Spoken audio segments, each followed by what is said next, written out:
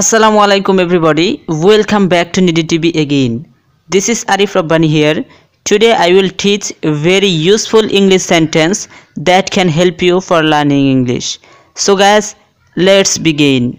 বন্ধুরা প্রথমেই আমরা জেনে নিব কিছু ইংলিশ ওয়ার্ড। আপস্টেয়ার্স, আপস্টেয়ার্স উপরতলা। ডাউনস্টেয়ার্স, ডাউনস্টেয়ার্স নিচতলা।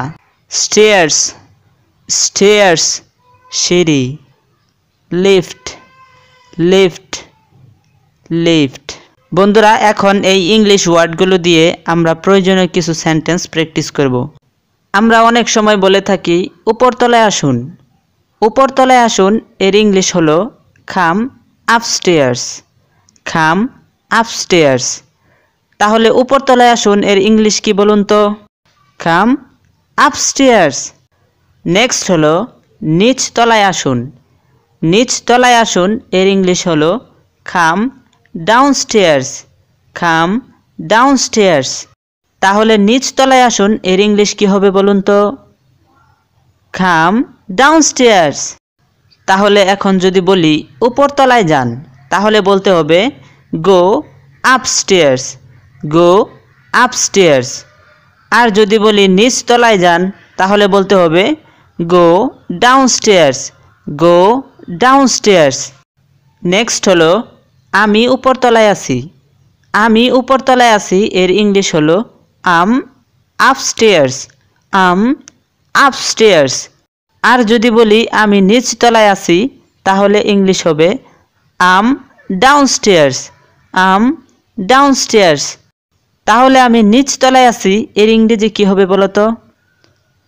আম ডাউনস্টেয়ার্স। এখন আমরা যদি বলতে চাই সিঁড়ি দিয়ে আসেন তাহলে বলবো take the stairs, take the stairs. আর যদি বলতে চাই লিফট দিয়ে আসেন তাহলে বলতে হবে take the lift, take the lift. বন্ধুরা এইভাবে আমরা উপরতলা এবং নিচতলার সেন্টেন্সগুলো সহজেই বলতে পারি। তাহলে বন্ধুরা আজকে আমরা কি শিখলাম চলো আবার দেখে নেই।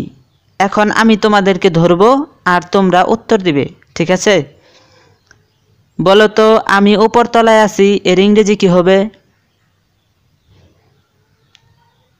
আম আপস্টেয়ার্স, আম আপস্টেয়ার্স। বলো তো আমি নিচতলায় আছি এর ইংরেজি কি হবে? আম ডাউনস্টেয়ার্স, আম ডাউনস্টেয়ার্স। বলো তো উপরতলায় আসুন এর ইংরেজি কি হবে? কাম আপস্টেয়ার্স, কাম আপস্টেয়ার্স। বলো তো নিচতলায় আসুন এর ইংরেজি কি হবে? কাম ডাউনস্টেয়ার্স, কাম ডাউনস্টেয়ার্স। বলো তো সিঁড়ি দিয়ে আসুন এর ইংরেজি কি হবে? Take the stairs, take the stairs. বলো তো লিফট দিয়ে আসুন এর ইংরেজি কী হবে? Take the lift, take the lift.